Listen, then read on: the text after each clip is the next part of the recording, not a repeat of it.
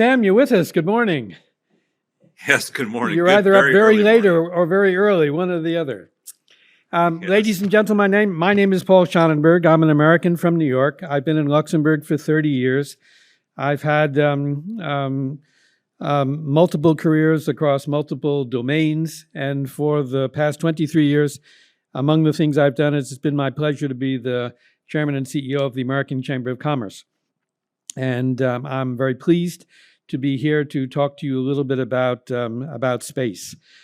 2 years ago, the United States was very kind and very generous to Luxembourg by inviting Luxembourg to go ahead and join the Artemis initiative. And I think this is something incredibly important for Luxembourg in both the short and the long term. But I also don't think that quite many people fully understand what this is all about and what the opportunity is for Luxembourg. So I'm pleased to be with Sam Scimemi, from senior advisor at NATO, to be going ahead and talking about that a little bit this morning. Excuse me, Paul, that's NASA. Thank you. I'm sorry. Excuse me, NASA. I'm sorry. Sam, let's start out by giving you just a moment to introduce yourself so that our guests know who you are. Thank you, Paul. Again, my name is Sam Scimemi. I work at NASA headquarters in Washington, D.C. I work in the Human Exploration and Operations Mission Directorate, and I'm responsible, one of the persons who are responsible for getting us to the moon and onto Mars in the Artemis program and the Moon to Mars campaign. My particular responsibility is to discuss possibilities with many international partners on how other countries can participate with the Artemis program. Thank you. Moving on from that, if you can tell us a little bit more about the Artemis initiative, its scope, how big is the project, what will it involve in terms of costs, and how long is it intended to last? Well, let me answer the last question first. This is going to be a multi-decadal activity. NASA is going to the moon to go there sustainably. First, it's a very large effort to get the first woman and the first person of color to the moon itself. It's a very big effort that we have multiple companies and we have international partnerships to take us to the moon. One of the big efforts to go to the moon is to develop the technologies, the abilities, and to test all the systems necessary, not just to go to the moon, but then to use that to go to Mars. So that's one of the big efforts. The second effort is to actually explore the moon from a scientific standpoint. Are there resources there that are available to us to not only help us to live sustainably on the moon, but are there resources there to get us to Mars? Also is to understand, is there any viable commercial activities that are present on the moon? And last but not least is that we want to be able to do all this with international and commercial partners. As far as costs, like many things in human spaceflight, this will be a multi-billion-dollar effort over many decades. Not only the expenses spent in the United States, but all over the world. Do you want to say a little bit more about the economic development of space as well? So what we're doing on the commercial side is that we have commercial partners where we're buying services. We started this in low Earth orbit with space station and commercial cargo, commercial crew. We're also experimenting on station to see if there are any viable commercial activities like manufacturing or tourism or other commercial activities. We want to expand that to the moon as well, as far as purchasing services. As far as are there any economically viable commercial activities on the lunar surface, we don't know that yet. But that's one of the reasons why we're going, especially with the CLIPS program we have within Artemis, is that we'll be prospecting to see if there are any volatiles or any other resources on the lunar surface that could be used in a commercial economy. You know, our title says that this is going to the moon, but it's also going to Mars. But as a first step, I also understood that the Artemis project is about putting the first woman on the moon. Can you tell us a little bit about that as well? Yeah, so most people are probably familiar with the Apollo program back in the 60s and 70s, and it was all the astronauts we had at the time were all male. So this time we're going back to the moon, and we're going back to the moon to have a more reflective personnel of our entire society. So I think that's very exciting to send the first woman and the first person of color to the moon. So that's one of the initial things that NASA described the Artemis mission as. That's one of our major goals. In addition to the United States, and United States has invited Luxembourg to join, which other countries are participating in the initiative, and what role will the different countries have? Wow, so that's a big question. So currently, we have several partners right now that we are building our SLS and Orion, and the gateway that's to be the orbital platform around the moon. So today we have ESA, we have Canada, and we have Japan participating in what we're building right now. We're in discussions with many countries around the world, both in Europe and Asia and in the Middle East, that could possibly participate in collaborative activities with us in the Artemis program. And the capabilities, spanned all the way from habitats to robotic arms, rovers, landers, communication, power generation, everything that there is related to human spaceflight and getting humans out of low Earth orbit and on to the moon and Mars. You know, it really is an honor for Luxembourg to be included in this project.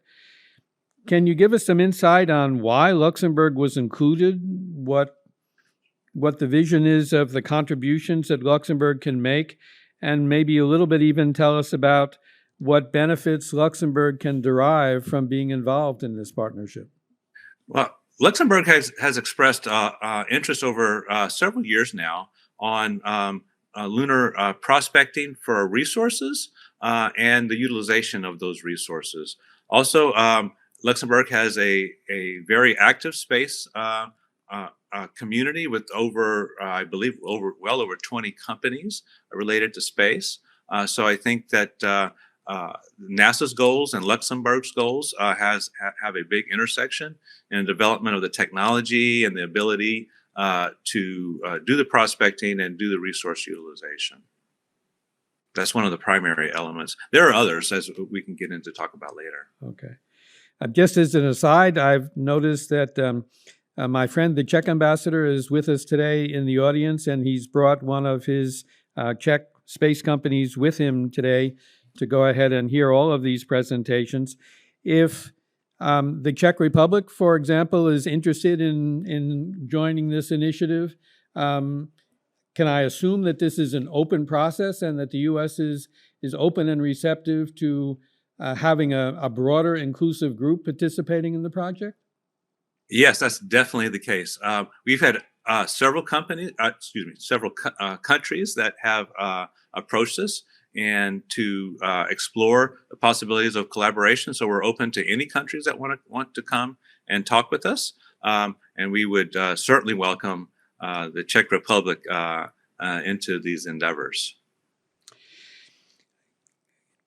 Up to this point, Luxembourg is still developing its ecosystem, and one of the strengths of Luxembourg as a location to go ahead and do this, aside from the perception that Luxembourg is a politically neutral country, is the fact that Luxembourg has put a good legal system in place for the management of space, and that has attracted a number of international companies to go ahead and come to Luxembourg and set themselves up operating in the Luxembourg space ecosystem. But are there already Luxembourg companies, either domestically or resident in Luxembourg, that are in any way involved in the early stages or foreseen to be involved in the Artemis program? Well, being a government employee, I would not like to call out individual companies. However, I do know that through the Luxembourg Space Agency is that many companies are proposing activities that are related to Artemis. Things like I said before, the research, resources, prospecting, and utilization, but also in the realm of robotic arms and rovers, in-space manufacturing, and solar power generation, and even remote sensing.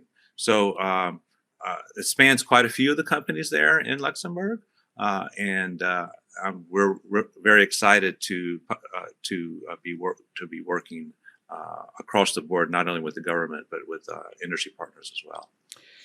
Since the U.S. and its partners are planning that this will be a multi-billion dollar initiative over many decades, are there?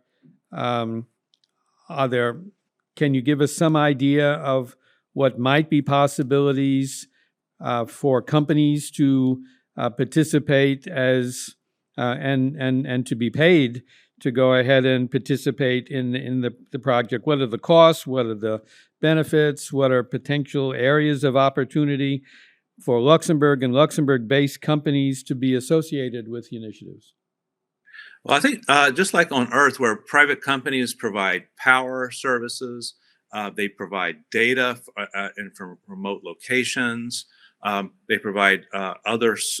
You can provide other services like the prospecting or doing exploration as far as gathering samples and bringing them back to Earth. All those can be viable commercial activities where governments pay for that information or pay for that services. Okay. Are you aware of who the Luxembourg point of contact happens to be? That we have a number of people here who are representing private companies, and they may not necessarily know who their counterparties are to deal with.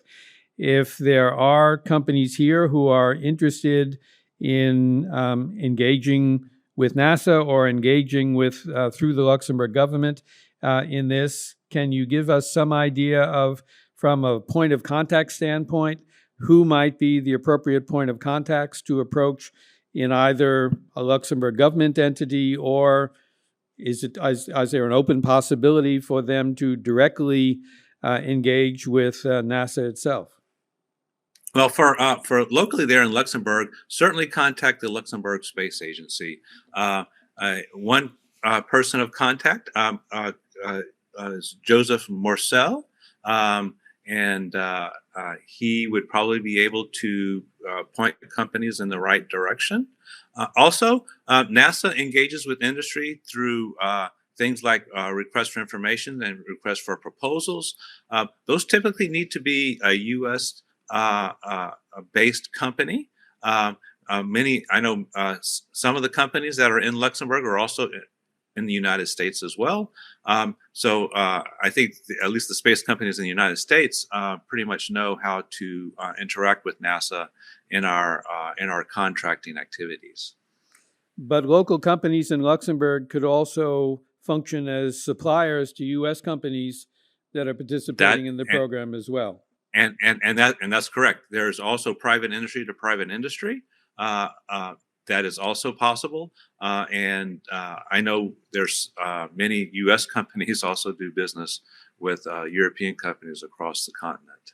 Okay. Jean-Jacques, when he was making his presentation, was also talking about this is an effort for exploration. This is an effort to grow knowledge. We talked a little bit about the beginning that this has some commercial aspects, but could you explore a little bit more some of the technological challenges that you think are to be faced in the development of this long-term initiative? And do you have some idea of the categories of knowledge that I'm sure in order to make this work, we're going to have to use technologies that don't even presently exist now. So could you give us some idea of maybe the steps in terms of developing of technology that may take place going forward, moving in the direction where we want to go? Yeah, certainly. One of the challenges that we face on the lunar surface is actually the lunar surface itself. The lunar regolith, the lunar dust, is very corrosive. It is also carcinogenic. That unlike on Earth, where erosion has eroded all eroded the surface, on the moon, the regolith is more akin to broken glass, and to get that on your skin or to breathe it in your lungs when you come inside from doing an EVA, those are all technology challenges to make sure that we humans do not really interact with the regolith. It also plays havoc on mechanical systems, on anything that's rotating or has to move or seals. This regolith also will damage any type of machinery like that, or seals and anything of that nature. Also, another big area is power generation and surviving the lunar night. You might think that that the moon is constantly lit. Well, it is not constantly lit, and there are periods of darkness for, depending on where you are on the moon, for a week at a time or days at a time. And surviving the night, the lunar night, is also a challenge on how do you generate heat to keep your systems alive, whether it be through battery technology or solar, power generation cells, or even nuclear power. That's also another big challenge. So there's several challenges like that that are critical to staying on the moon for a long period of time. The International Space Station is lauded and appreciated for the fact that it has a multinational crew of people that are involved in it. Is it likewise envisioned with the Artemis program that this will be a multinationality effort in terms of the people who will be participating in it? Yes, certainly.